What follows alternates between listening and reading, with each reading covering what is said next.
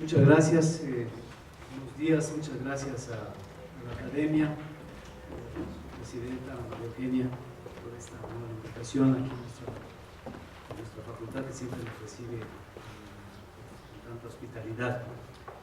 Y me da mucho gusto además compartir esta mesa con unos colegas, Manuel Aguilera, Rodolfo y Calculo, que nos está moderando. Bueno, varias cosas sobre las que ha hablado Manuel, yo también tenía pensado mencionarlas y las voy a mencionar tal vez un poquito desde alguna perspectiva, pero déjenme empezar diciendo que para mí lo más negativo que pudo haber hecho México respecto de usar el tratado para una serie de fines que ahorita vamos a analizar, es haber comprometido un tema que me parece que en el mediano y en el largo plazo, y bueno, tal vez de todos los días, es tan estratégico como el asunto de comer. Yo creo que ese fue el peor trato. O sea, haber puesto en manos del comercio, ¿no?, un asunto tan estratégico para la seguridad de un país como es el asunto de la alimentación. Yo creo que ese es un tema, en la perspectiva histórica, creo que ese es el asunto. Lo demás son asuntos particulares que podemos, y que hay que analizar, como bien lo ha hecho el profesor Aguilera. Pero creo que ese es el tema fundamental. Y va a ser, y este juicio que yo adelanto, creo que va a ser mucho más evidente conforme par y paso el tema del cambio climático empieza a ser una restricción cada vez más importante a la producción alimentaria, ¿no? O sea, ni siquiera el comercio nos va a dar, teniendo incluso la plata para hacerlo, para salir al mercado y comprar los alimentos que necesitamos, va a ser suficiente conforme si el business as usual continúa, la línea base, digamos, de comportamiento de cómo están las cosas respecto a los temas climáticos continúa.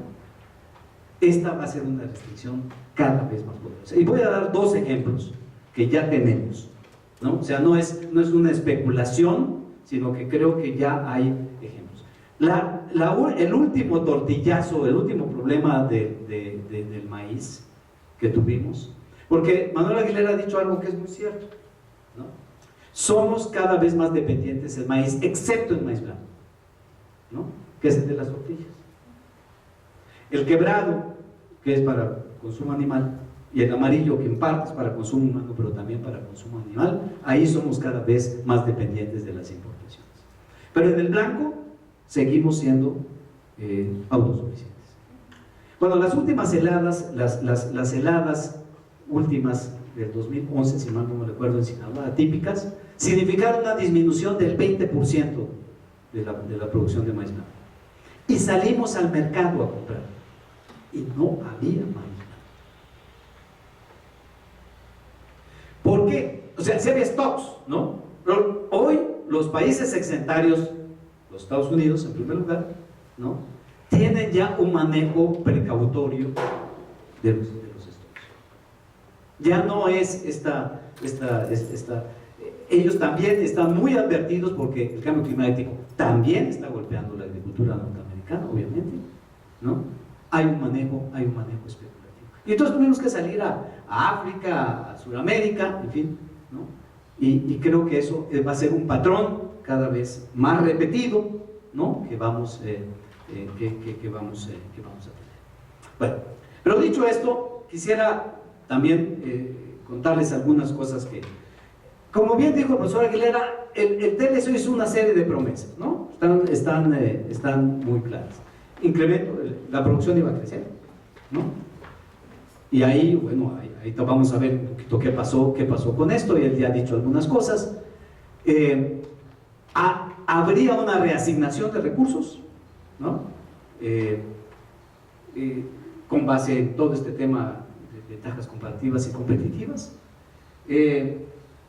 habría mayores niveles de inversión, esto usando bien las ventajas comparativas y competitivas, esto atraería inversión y habría un incremento probable en el empleo, y productores y consumidores gozaríamos de los beneficios. Bueno, ahí está un poco lo que ha pasado con la producción para empezar, ¿no?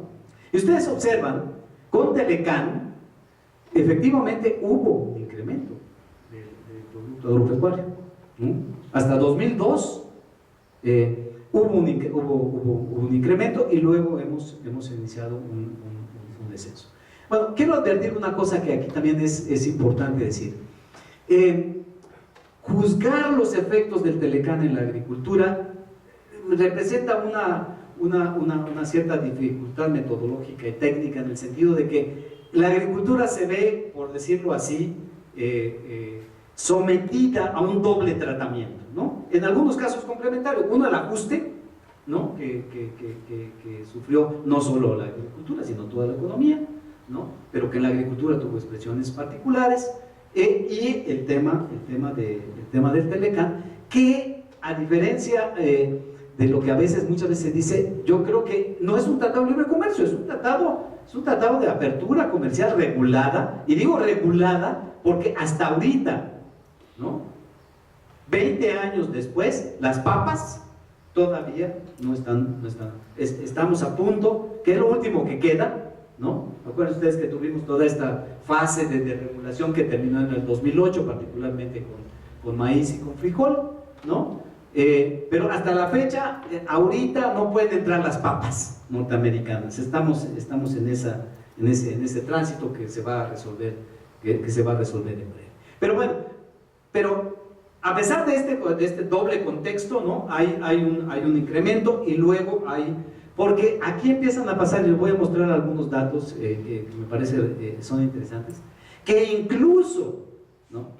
En aquellos aspectos como hortalizas y verduras, que explican un poco esa jorobita o esa parte con tendencia positiva, ¿no? Aún en esos casos estamos en condiciones de dificultades, ¿no? Vamos a ver un poquito esta circunstancia. ¿Qué pasó con respecto a esto? Entonces, bueno, aquí habría efectivamente el PIB creció apenas en todo el periodo, ha sido de 1.90 y tantos %, ¿no? O sea, me refiero de 94 a 2013, en total, ¿no? El producto agropecuario ha crecido poco, pero obviamente en algunos tramos esto ha sido. Los granos han ido a la baja, ya lo decía el profesor Aguilera. Las frutas y verduras han crecido mucho, ¿no? Los productos ganaderos también, y la silvicultura ha ido para abajo. De todas maneras, tenía una participación muy breve, y aquí podríamos juzgar que hasta el tratado ha jugado una suerte como de externalidad positiva, ¿no? respecto de los bosques. Ha ayudado a la conservación de selvas y bosques.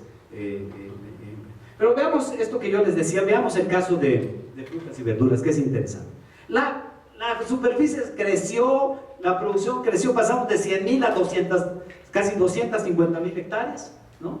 Un crecimiento brutal, ¿no? Nuestras importaciones crecieron muchísimo, ¿no?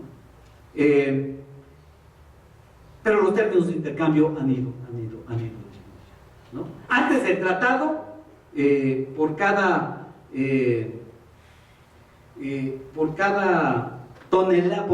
dólar importado de frutas y verduras, exportábamos alrededor de 26. Hoy esa relación es a 6. O sea, por cada dólar importado de frutas y verduras, ¿no? Exportamos 6, ¿no? Y lo mismo ha pasado con respecto a la superficie, a la producción. Pero esto, ¿por qué se explica? El tema está, y en parte esto que el profesor Aguilera también mencionaba, el tema es que con apertura, ¿no? Con acceso a mercados ahora ya liberados, nuestros costos de producción en frutas y verduras están creciendo y el costo de producción de nuestras importaciones, es decir, de los productores norteamericanos, está descendiendo, ¿no? Entonces estamos, para asegurar los mismos montos de valor, hoy tenemos que exportar mucho más, ¿no? Entonces estamos ahí en una situación de desventaja. Por eso decía que incluso en ese ámbito, ¿no? Porque como voy a mencionar un poquito después, al final un poquito lo que vamos a tener, o mucho lo que vamos a tener de todo este proceso, es una especialización segmentada y asimétrica muy claramente de la agricultura, ¿no? ¿Sí? El Telecán lo que hizo, pues especializó el sector agropecuario mexicano de frutas y verduras, donde incluso está perdiendo condiciones de competitividad. Lo hizo territorialmente de manera muy clara y socialmente también de manera muy específica, ¿no? A los grandes productores. Solo 6% del total de productores mexicanos se exporta, el 6%, 300 mil, de 5.2 millones. Un poquito, chiquito. A quien le benefició este asunto fue a eso, por eso decía, y además creó una cosa que también es interesante, que últimamente he estado trabajando, es que en parte este tema de la competitividad en frutas y verduras y en muchas otras cosas, ¿no? Pero sobre todo en esta parte de exportaciones, tiene mucho que ver con la ausencia de un sistema agrologístico para el comercio de productos agropecuarios, ¿no? Miren, el otro día hice un trabajo un poquito en campo y fui a la aduana, ¿no? Por cada peso, por cada dólar exportado, hay que pagar 40 centavos de dólar en costos de transacción para exportar, ¿no? Bueno, eso para los exportadores. Para los que atienden el mercado nacional, las mermas, ¿no? Por falta de un sistema de frío, de transportación adecuada, etcétera, etcétera, en promedio es del 40%. De lechugas es del 60%, en fin, varía, ¿no? Pero hay unas mermas enormes. Entonces, eso también tiene mucho que ver. Pero, como decía, esta especialización además se hizo de manera que fue conglomerando pues a los productores y sobre todo a los procesadores. Bueno, sabemos en caso de tortillas que tiene que ver con maíz, ¿no? Maseca tiene 2/3 partes del control de la producción de harina de maíz, ¿no? Algo también ocurre en carnes procesadas que tiene que ver con la parte ganadera, pollo y huevo, leche de vaca, etcétera, ¿no? Y bueno, como ya habíamos dicho, y también lo dijo mucho mejor el profesor Aguilera, como decía, esta especialización, o sea, nos fuimos a frutas y verduras y un poco a carne, a costa de los granos, ¿no? Aquí están los gráficos que claramente muestran esto, y esto se ha derivado en esto que también muy claramente menciona el profesor Aguilera, de esta dependencia alimentaria que es creciente, ¿no? que es creciente. En el frijol estamos en el 97%, ¿no? El maíz 34%, en fin, los datos creo que varían un poquito, pero más o menos creo que estamos en esas mismas circunstancias. Ahora, en esta parte de los granos, el asunto es, efectivamente, sin TLK las cosas hubieran mejorado.